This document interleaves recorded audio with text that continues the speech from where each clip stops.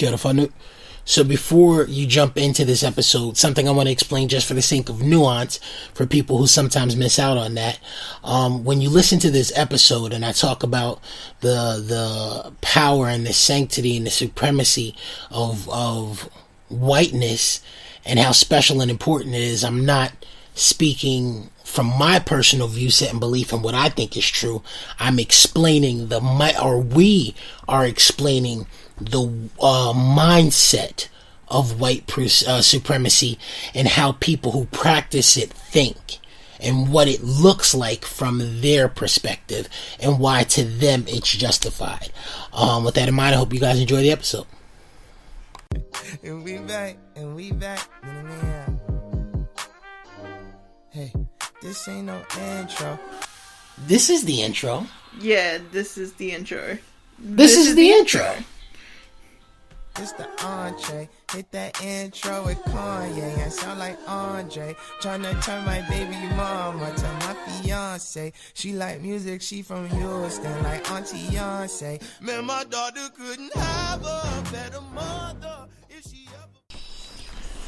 What's going on? How you doing with your pretty pink bow? Welcome to another episode, everyone. Thank you for coming back. So, yeah, facts. So, let's start this off a couple ways. Thank you all our new listeners. Thank you to our old listeners.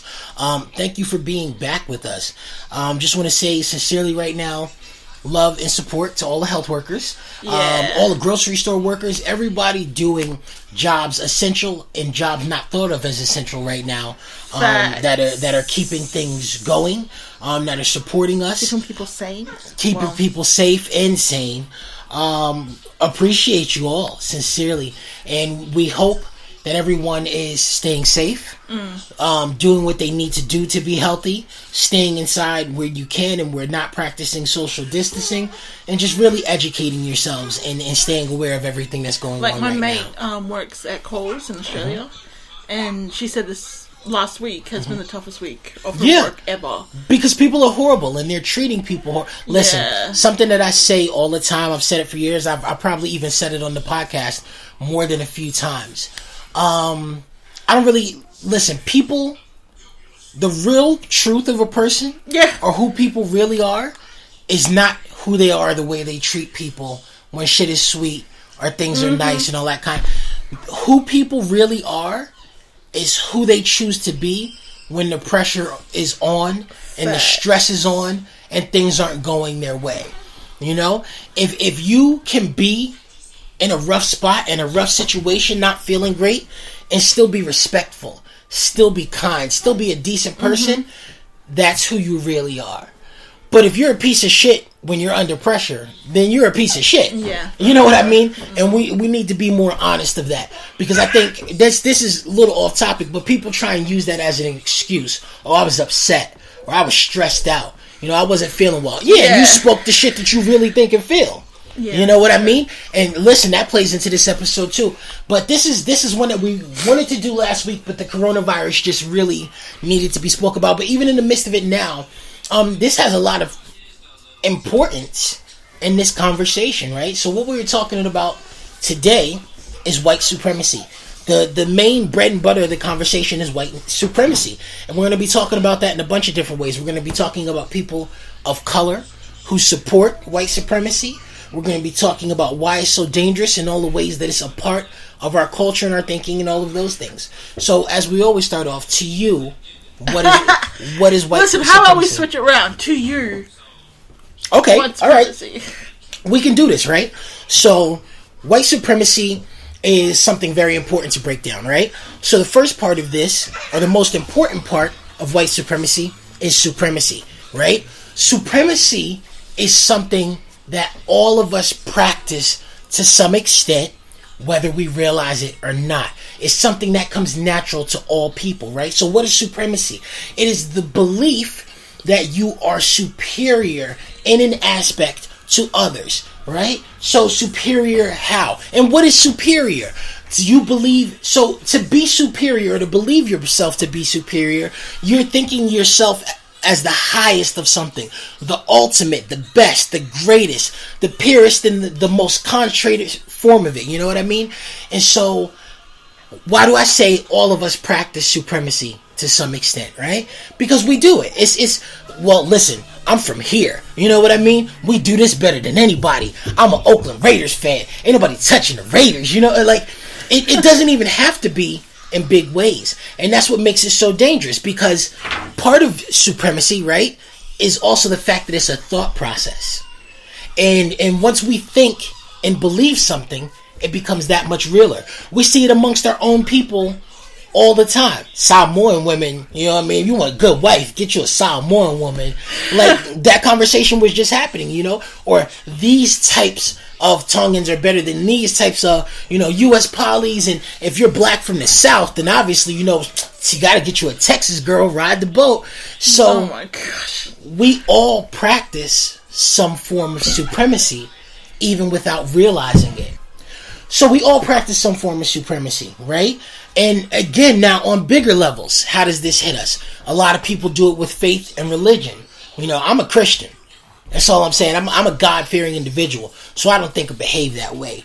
You know, or I'm on my deen, so I wouldn't do that, you know. Yeah. So, but, and those are the ways that it becomes more heavily indoctrinated.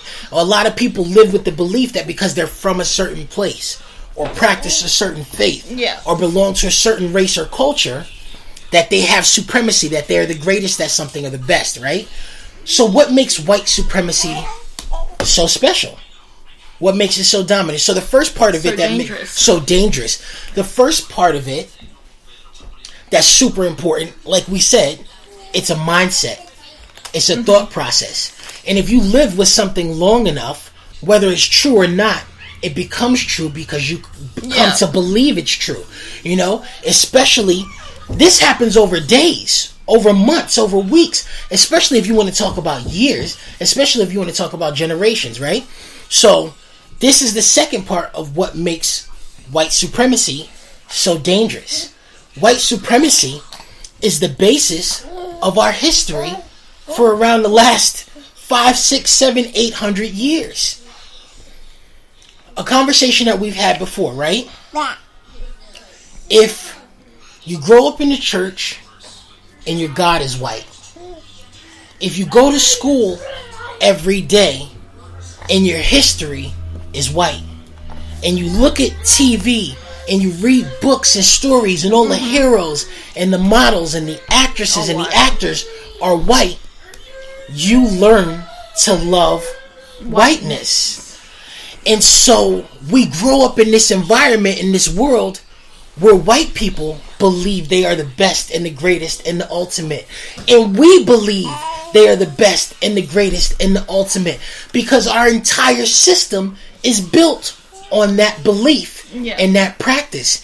And so part of what makes white supremacy so dangerous is because white supremacy is the basis for racism.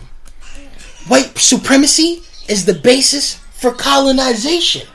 White supremacy is the basis for a lot of forces that are dominant in our lives, right? Because even if we talk about just the colonization, why would you colonize somebody? What are the reasons for that, right? And we hear it a lot today. We saved you guys. You were savages. Without us, you'd be living in huts. We brought you technology and knowledge and all of these things, and that's so. Also about the plague. For a lot of them, colonization wasn't an evil act. It wasn't stripping away. It wasn't stealing. They were coming. We talk about it with the Iraq War and the Middle East War.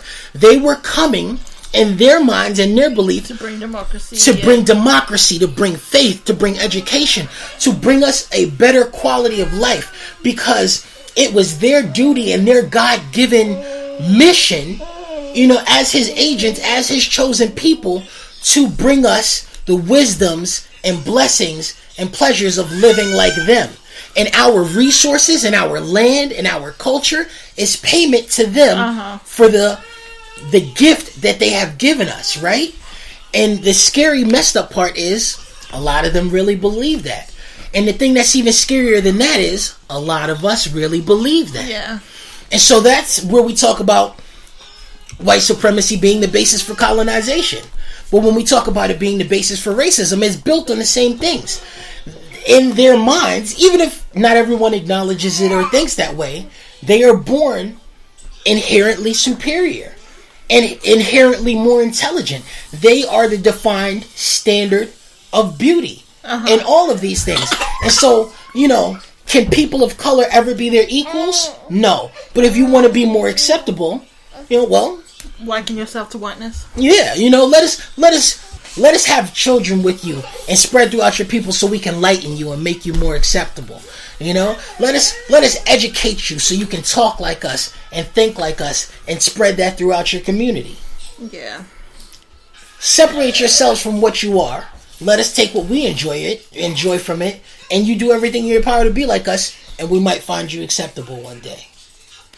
Yeah, it's really hard when you look at just the history and how deeply ingrained white supremacy is in literally almost every facet of society. Like, if you look at the justice system, if you look at education, if you look at the health care industry, if you literally every facet of influenced by this. And it's really hard to be someone who understands this and then try to navigate your way around it. James Baldwin conversation. He said it's impossible to be a person of color in this world of thought and intelligence and not be in a constant state of rage, right?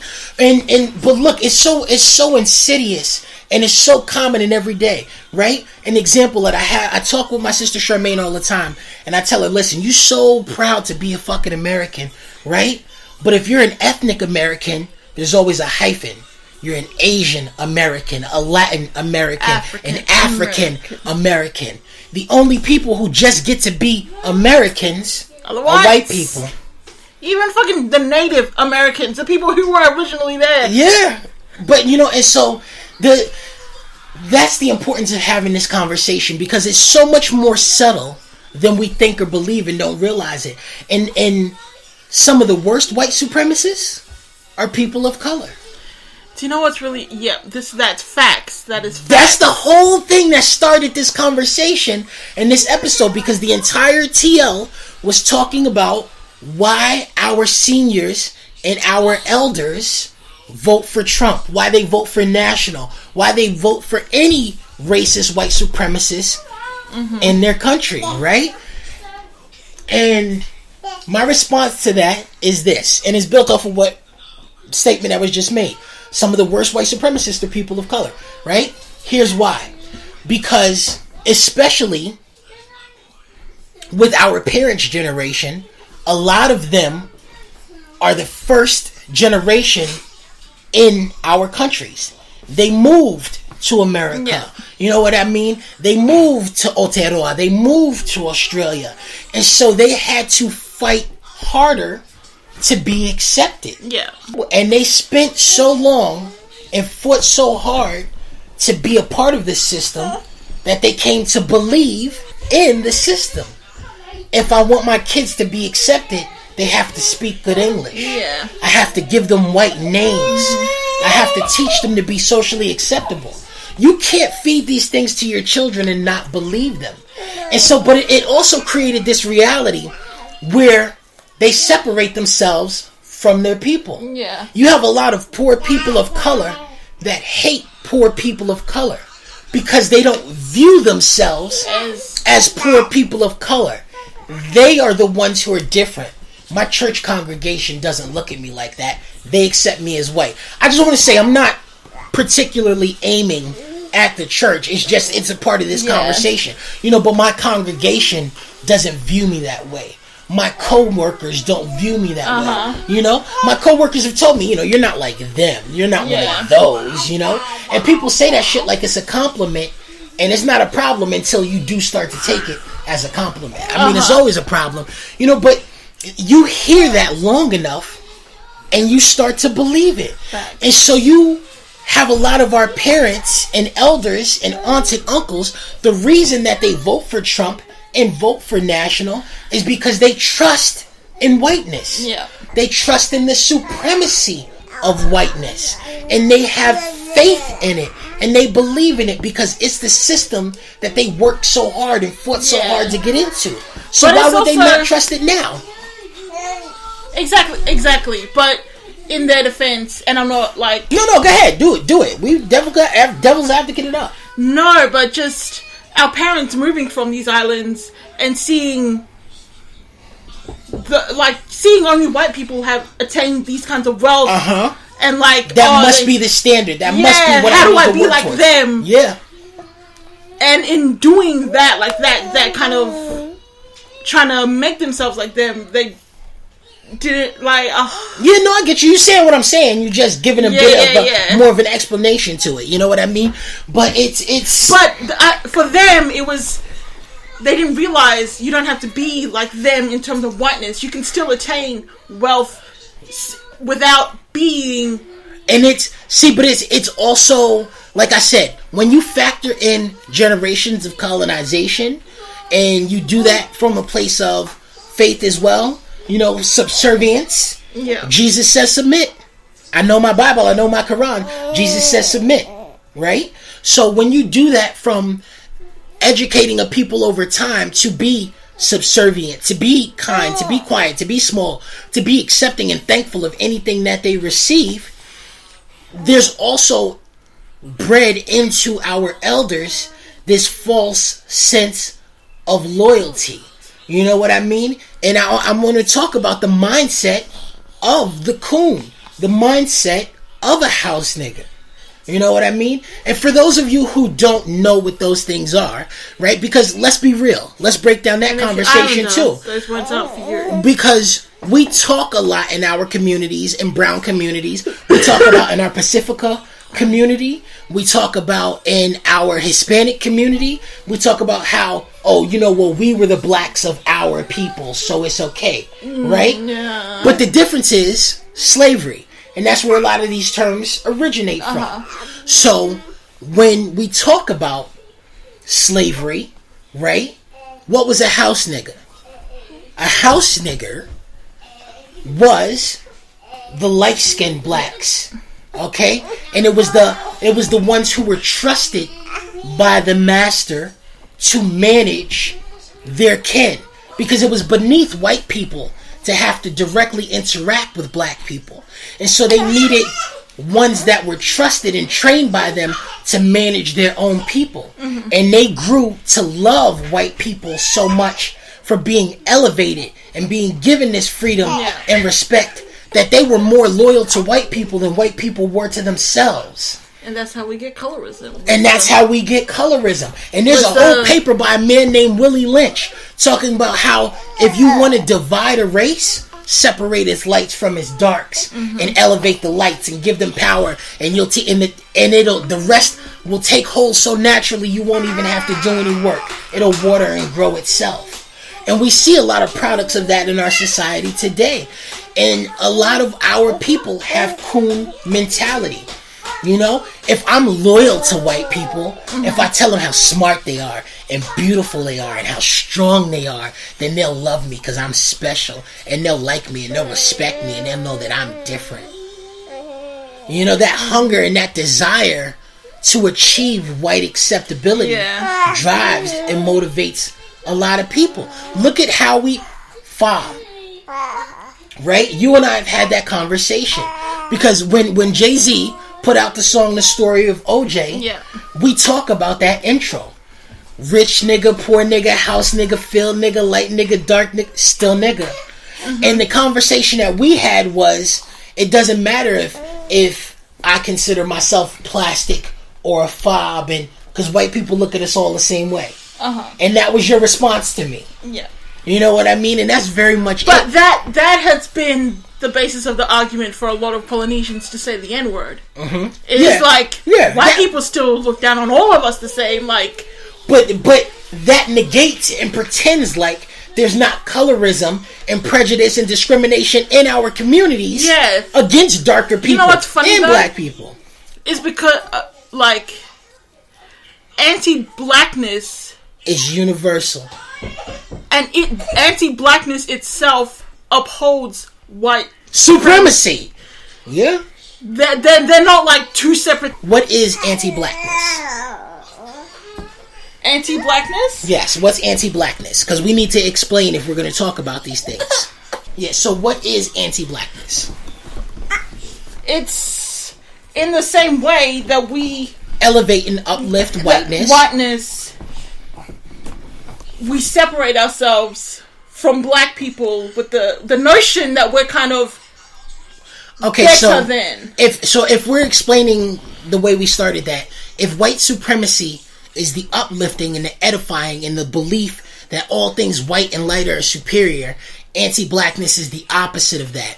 It is the mindset and the belief that all things darker and blacker are inferior, that they are inherently evil, poorer quality, undereducated, and that the closer you are to darkness, the closer you are to these things, as says Brigham Young, founder of the schools. But anyway, so anti-blackness is inherent and prevalent and a rich part of all cultures. All of us have been told by our elders, don't stay out in the sun too long, you're gonna get dark, you know? Or it's okay to be friends with them, but don't bring anyone home who looks like this, you know? Or those fobs are, listen, the video on TikTok that was super insulting and was just out, separating Western Samoa from American Samoa when it's supposed to be one, you know, girls from here look like this and act like this, and girls from, all of that is a part of it. All of that is a part of it. You know, dark men of color, a big beef for you, dark men of color, both black and brown, falling in love with white women and wanting white, light-skinned children that are attractive to them. Because that too is a part of white supremacy that plays into the idea that, if I want to be acceptable, if I want to raise my status in life and do better, I need to be with a white woman. And you know, sometimes it's not even a conscious kind of thing that they understand in themselves. But that's the importance. That's why we're having this entire conversation.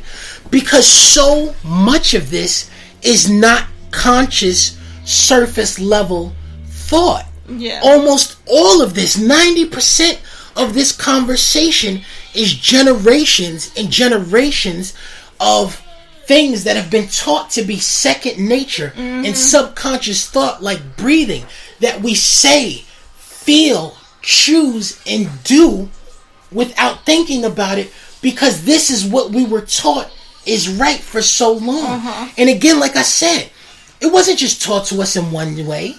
It was taught to us in school. It was taught to us in church. It was taught to us in TV and music. You know what I mean? There's a guy, the actor who plays Spawn, Michael Jai White. He's a martial artist. He was just talking about this, right? And we talk about rap because white people always try and use it against us. But he said, look at the way he was talking about black people. He said, look at the way we speak to each other.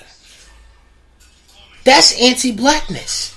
My bitch, my dog, my child, you know what I mean? Like, we don't even uplift each other in our speech because we've been so indoctrinated with the thinking that we are less than. It's in the way we play. It's in the way we love. It's in the way we share. That's one thing that I never fucked with and got behind. Like, oh, it's just jokes. You can't take a joke. This is how we joke. Like, how do you flirt with a woman that you're attracted to and care about and want to be with? You ugly. How does tearing down a woman that you feel affection for? You know what's funny is because that patriarchy, misogyny, that all falls under white supremacy. It does. So how do you tear down your children? How do you tear down your siblings? How do you tear down the person you want to be with and expect them to reciprocate positively to you? You want different behavior than you exhibit. You know, you hurt and you damage, but people are expected to understand that. Listen, you know something that was taught to me when I was young and I was a youth counselor and that I live with and understand to this day?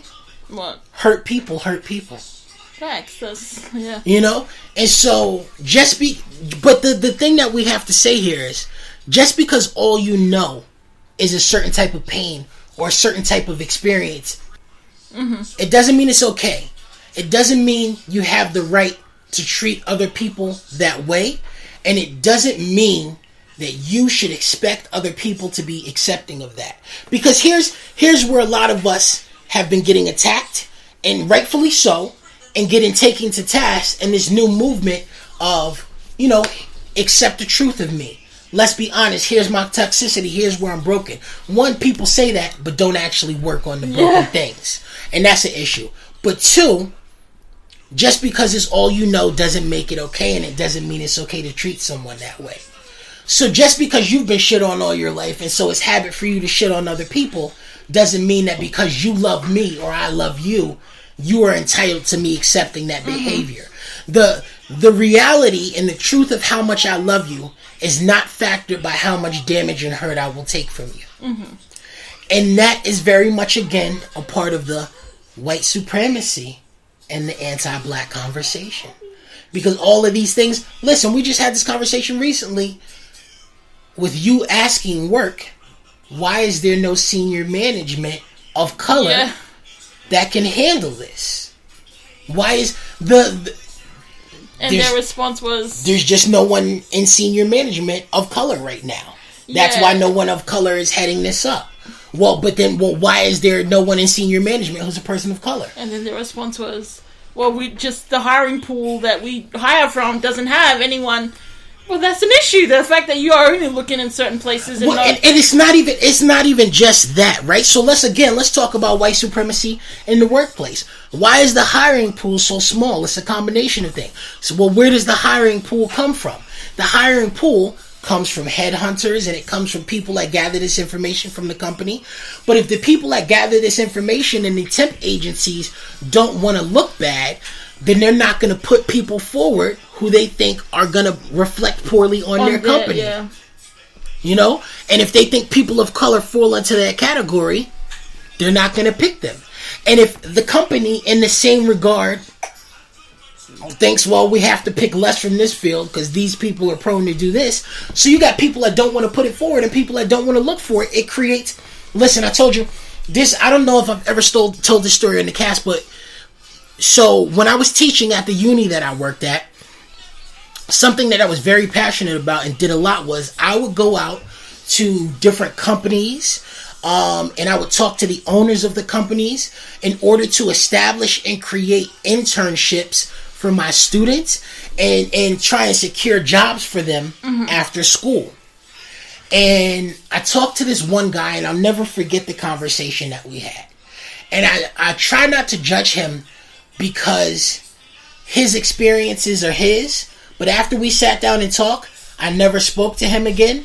And before I left, I knew that I would never ever send students there, right? And the conversation he had with me was this. He and his family, he was 4th generation owner of his business. And it made it through 4 generations of his family. And he ran his business hands-on. He was there every day. First person to open up, last person to leave. This was his father's business and his father's business, right? And he oversaw all of the hiring and all of that shit, right? And he said he was no longer in a place where he was willing to hire young islanders. As a business owner, it was a bad investment for him. And not to be, he said before he came to this place, he tried and tried and tried. He said they could almost never make it to work on time. And even when they did, they couldn't do so consistently. And the amount of effort that he had to put in to make it happen took away from him being to effectively do his job in other places. Right? And he said he even took the time to work with this one kid. He said he would talk to him every day before he left. What are you going to do when you leave? What are you going to do this? He would he bought the kids tools for him. Made sure he was there in the morning, got him. And he said the issue was, no matter how upright he got the kid to be at work, he had no control over what he did when he left and went home. That was his time. And he said the guy got into legal trouble and ended up doing some shit that he could never employ him for again. And even while from his perspective that may have all sounded reasonable, I could never fuck with it. I could never put my students in that situation. Yeah. And the thing that's rough is stereotypes come from somewhere. So there is here in this. Listen, right? We're dipping back into stay with me. Dipping back into white supremacy. Stereotypes come from somewhere. So there is some truth to stereotypes, but we have to look at the basis for them, right? So, perfect example. Let's talk about Native Americans.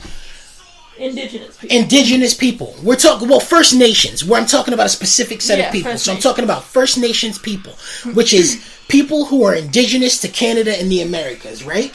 So, much like the Aboriginals from Australia, they have a reputation for bad alcoholism and being drunks and alcoholics. And there is an abnormal amount of that is above average in both of those communities. Why? Now we ask why. The question is not does it exist, why does it exist? Alcohol, to the degree it is, and the way it is, did not exist in those communities before colonization. And when the Aboriginal and the indigenous people were not willing to trade or give away their land and their knowledge for free, and they couldn't be killed to take it because they were too strong to just murder, white people gave them alcohol and they got them drunk. And when they were drunk and addicted to all of these things that had never experienced, all of their things were stolen from them and robbed from them and taken from them. Their land, their children. Okay, and a prime example, because we say, okay, well, that's the past, well, what about now? Prime example, Alaska. And we have fauna that live in Alaska. We have a population there, Pacifica. In Alaska, prices on buying food and necessities like diapers are sky high. It's very close to Hawaii. Getting 2 weeks worth of shopping in Alaska can cost you $700 and up. You know what the cheapest, most affordable product to buy in all of Alaska is, Mama? Alcohol. Okay? You have First Nations and indigenous communities that have repeatedly asked the government, that have petitioned the government, that fought hard to stop having alcohol shipped into their communities. They protest on the road, literally, and try and picket and keep these trucks from coming in their town. And these trucks have police escorts that bring alcohol and beer and hard liquor into their communities for a more affordable price than anything else they can buy, lower than food, clothing, or toiletries. Yeah. Okay? We talk about, there's all of this gun violence, black on black crime, and they have such a high rate of drug use. But I'll tell you what Ice Cube said. What did Ice Cube say to the media when NWA, why do you rap about this? We're rapping about the reality of our community. He said, listen, we may have Tech 9s and Glocks and all of this. Don't nobody here make guns. Facts. We don't have no gun factories. We don't have poppy fields or none of that shit. So where do all of these things, where do you think they come to our community from? How do you think they got into our community? The government. And let's not even go into the but talking about drugs. Yeah. And who peddled who put the drugs there in black communities and then started giving black people life sentences for them. So literally the government, they have proof. The Reagan administration and a lot of these administrations, they have proof that this was firsthand the government pouring drugs, alcohol, even for the reason of mass incarceration, to put black bodies behind bars. And it's funny, well, not funny, but it's ridiculous. I don't know. Did we watch 13th? We 13th, did. 13th Amendment by Ava DuVernay together? Of course we did. Well, I watched it, then you watched it, then we kind of did it together. Yeah, so I would recommend that for anyone to kind of go and watch. It's very important because it explains the history of white supremacy and birth the ways of a nation in which it's embedded in policy, in the government, in America. But even here, forget America. Like, we're all over. That's what we're talking about now. That's legit the same kind of things that happen in But even if we're talking about the way Aotearoa goes out of their way to attack and destroy and break down the Maori as a people, okay? I'm telling you, regardless of how you feel, it is a truth that sincerely there is and has been for generations a war against the Maori to destroy them, as not just as a people, as a home unit, to break apart and tear apart families, not providing proper education and housing and funding. Okay? It's not just a lack of support for the Maori community. It is policy, governmental policy that is sincerely made and created to destroy the future of Maori people and to disenfranchise and tear apart and pretend that there is no past and origin of them in this nation which belongs to them. I'm going to get off my soapbox now. But I mean, if we look at Oranga Tamariki, exactly, previously known as SIFs, like, I have such a bone to pick with them. Listen, my younger sister is a foster care child. We brought her into our home because she was in the state care, and I love her to death. And I appreciate the work that Oranga Tamariki have done with her, but she's not Māori, right? The good doesn't wash away the bad, and the bad doesn't wash away the good. But I see what they do for other people is not what they do for the Māori community. And I read of just the number of Māori children that are taken into state care and are put into white families. They're put into families that are not Māori, so they don't grow up with the upbringing. So they strip their culture away from them and their beliefs.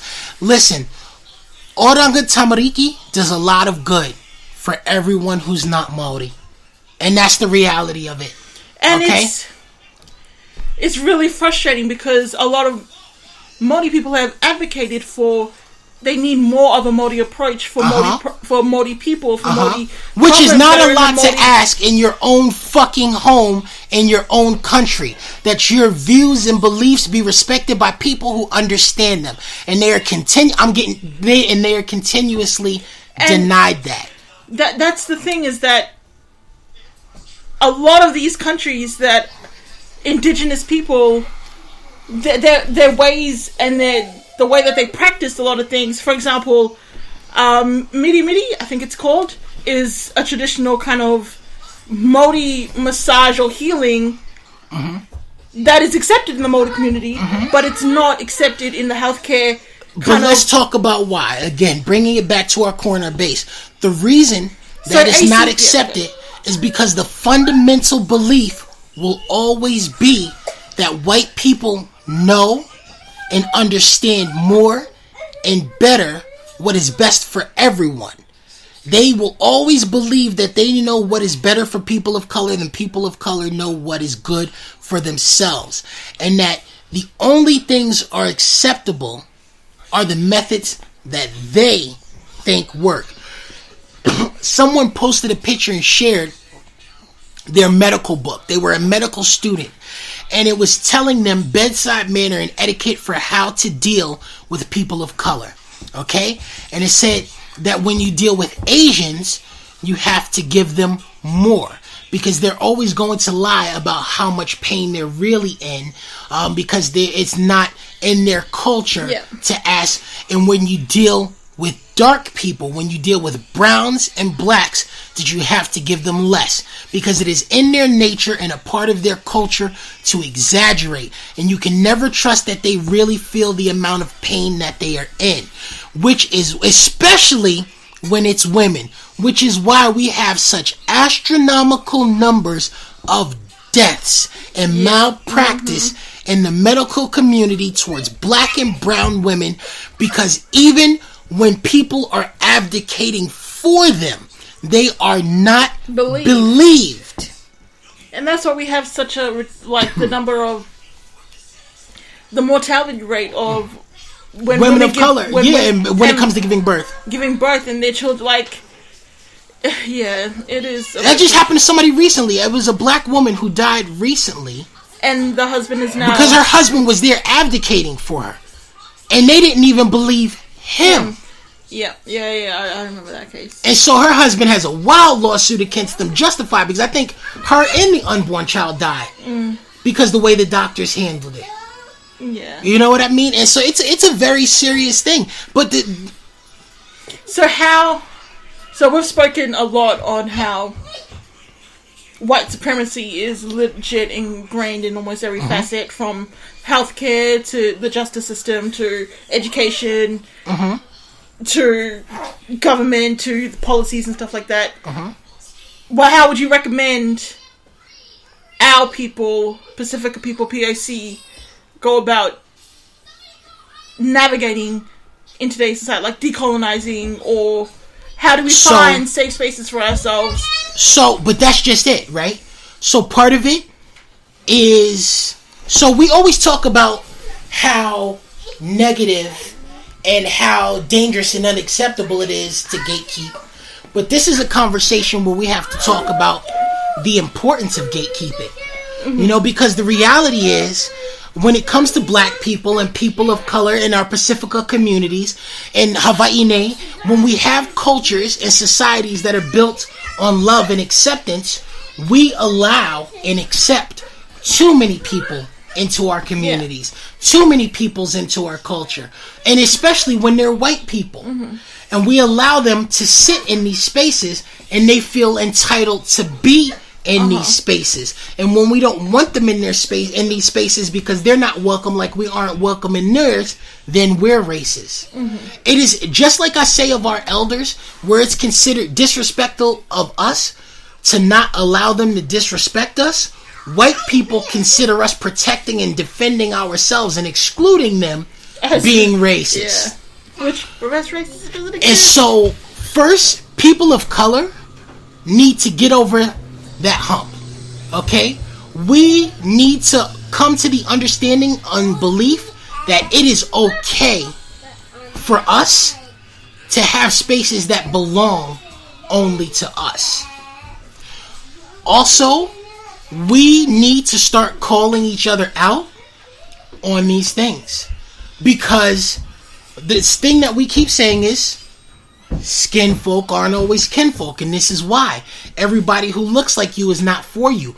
We need to start establishing when our own people are white supremacists and call them out on it. You know, this is, listen, and this is the Oprah Gayle conversation. A lot of people didn't understand why Snoop Dogg said the things that he said about Oprah and Gayle, and then they tried to. So listen. So I'm gonna go over this in detail. So what happened was,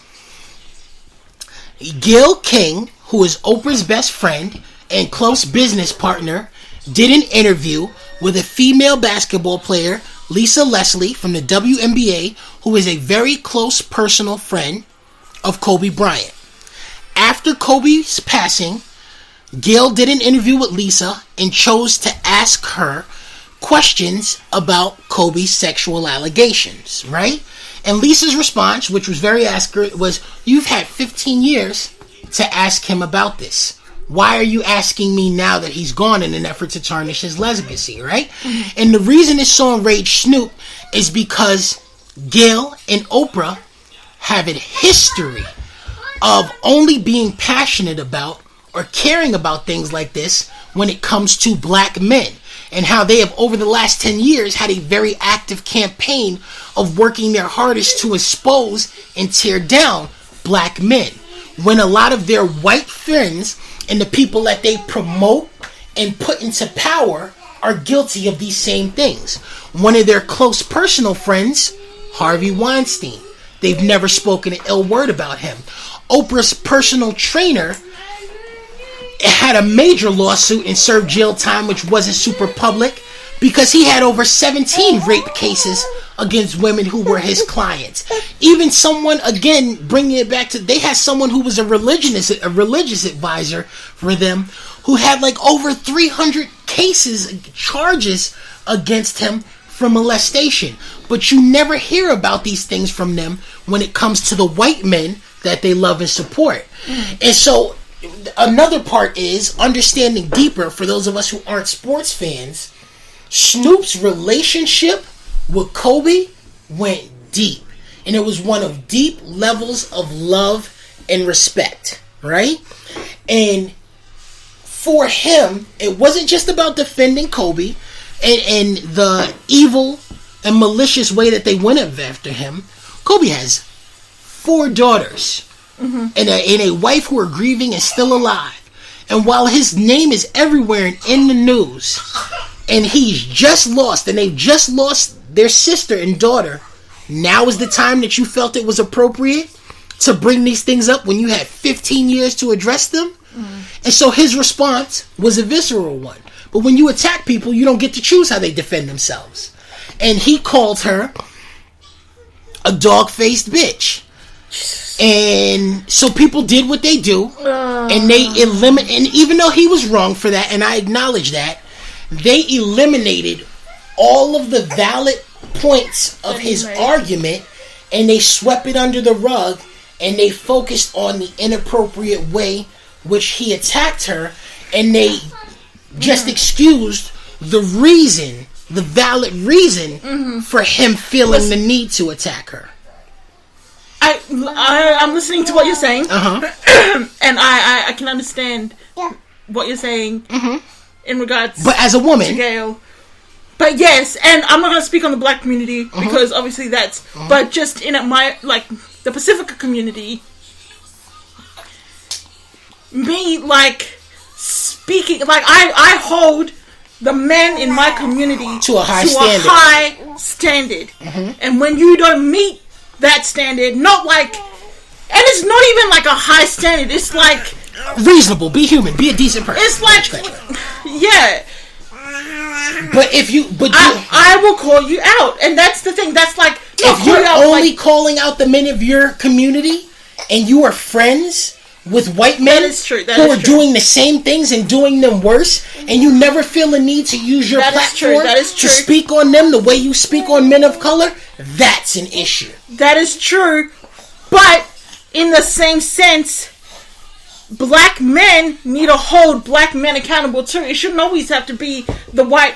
I mean, the men. Say men, because the point of this conversation is a race conversation. You're right. But this standard that people keep setting for men of color is not being held for white men, who are a lot of the originators and worst perpetrators of these issues. So we can't condemn men of color for this behavior and not condemn white men for it.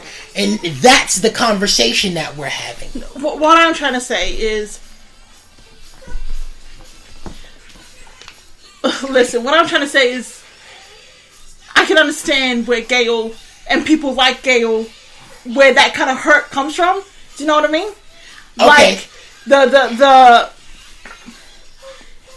being a woman in brown spaces and colored spaces is really difficult when you get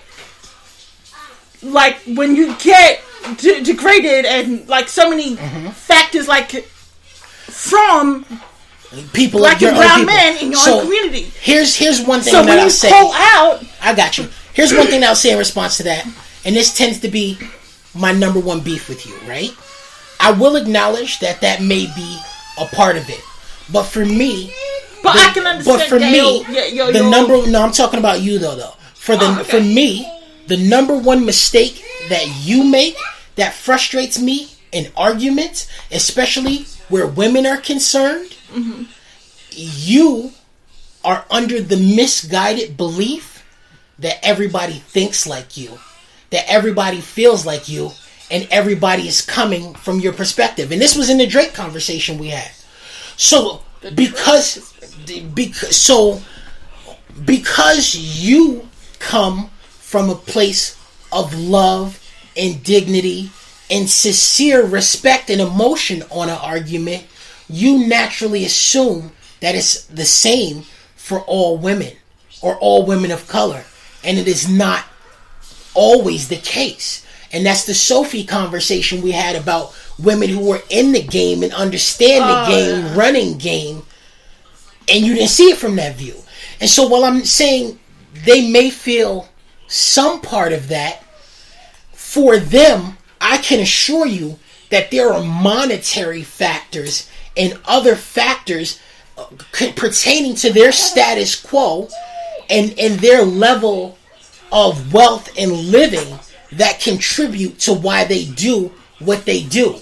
Because the majority of people in their echelon who hold the real power feel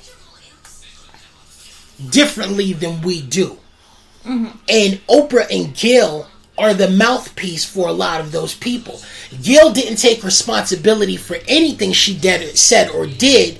She put it on the network. Mm-hmm. The network. Okay? Who are a lot of these networks owned by?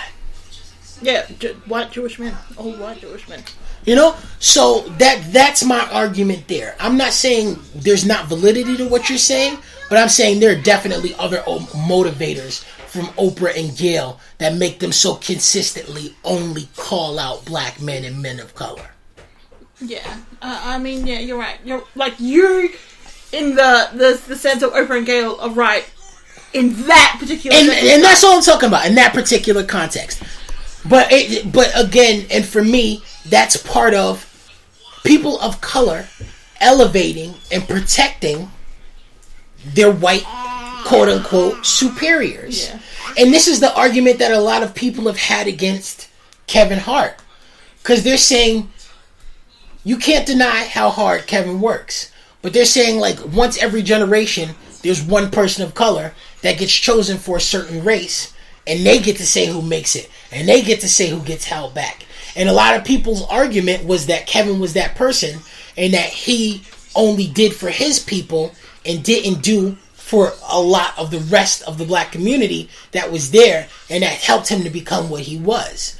You know? And so, we're talking about gatekeepers. When we talk about gatekeepers from a negative place, we have to talk about POC that keep other POC from eating. Yeah. Because they only want it to be, they maybe want to be the only person of color in the room. They don't want someone else taking their spot. And that's who you need to look at. Are they only willing to let Isn't that what this is saying? What? That you need the people you need to look out for are the brown people who want to be the only brown people in the room? Yes, that is very much the same. That's a good one. That's very much the same. I forgot about that. And yes, those are the ones. But not even just them. The ones who are the ones who only want ones to be around them who play into that acceptable standard of whiteness. Mm-hmm. You know? And I think that's where I'm at on it. You have anything else you want to toss out there? I didn't even call out the people of color who play into the stereotypes because I love you. Yeah, I think there's a lot of good resources out there on how to decolonize just your life, like essentially. And it is a process. Like these things, because they've taken generations and generations to ingrain into literally every facet of our society. None of this is overnight. It's not going to be overnight. None of this is an overnight fix. Undo. But listen, and I'm sorry, that's the last thing I left out, and it's the most important thing to say. Your question was, how do we combat this, right? Mm-hmm. I'm going to tell you how I was able to combat it and get by it in myself, and the way I overcame it, and the only real solution: knowledge, education. We have to educate ourselves and our people and our parents and our children on the truth of these things, on the reality of these things, where they come from, how they happen, why they're still in place, how they affect us, and how we combat them. I said it before in previous episodes. One of the number one pieces of information in my life that helped me develop and grow beyond my whitewashed way of thinking was Malcolm X. Mm-hmm. One of the best things, you want to help somebody understand? Sit them down and play the documentary, the Spike Lee movie, Malcolm X, for them. Mm. Okay? And the if you have any level of self-honesty, the relationship that you have with yourself and the way you think has to change after you watch that movie. But the thing is this: you can't force someone to be or believe or share in or take part of or change the way of thinking if they do not want to. And so it doesn't matter how much knowledge you give or share or how much you tell or teach a person has to be in a place in their life where they are ready to receive and be honest with this information before they can grow from it. You have a lot of people that are going to listen to this and turn it off or stop listening or feel away or be defensive and argumentative about it. But this is not an attack on anyone. It's not an attack on your parents. This is us speaking our real experiences from a place of love to help educate and heal our people from these things that we have been affected by and been a part of and are still affected by. You know how many Pacifica girls I know that grew up with white girls in their school and area, and so they didn't want things that made them look too islander or too ethnic. Thanks. They didn't want to talk a certain way. They didn't want to eat certain foods. You know what I mean? They never wanted to wear gold jewelry because those things were seen as foul. This conversation affects us all.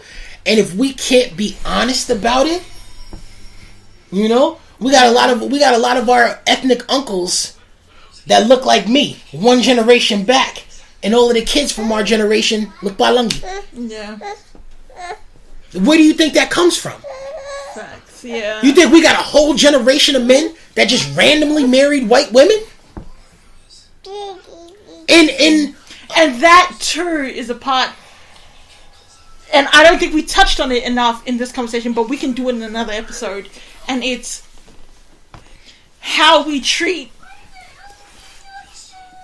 women of color. But it's not that too plays into white supremacy. It is. We have a generation of women of color that married white men to escape domestic violence and ended up working themselves into a different type of abuse.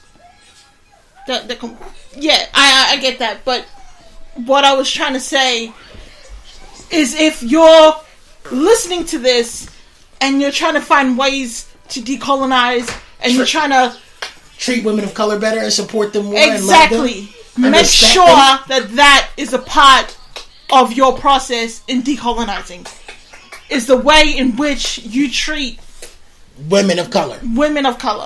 She said, no, nigga, you getting off topic. This is what I'm saying. But I think that's a good place to leave it for this week. You stand by? You have anything you want to add in? No, I thank you guys for listening. We love you for being here with us. We thank you for listening to us. We hope you guys are staying safe. Have all the resources you need. That you're protecting each other and your families. Please respect the quarantine. Our Pacifica community in the States is under quarantine. So, just stay safe. Much love to you, Fonu. Bye. Bye.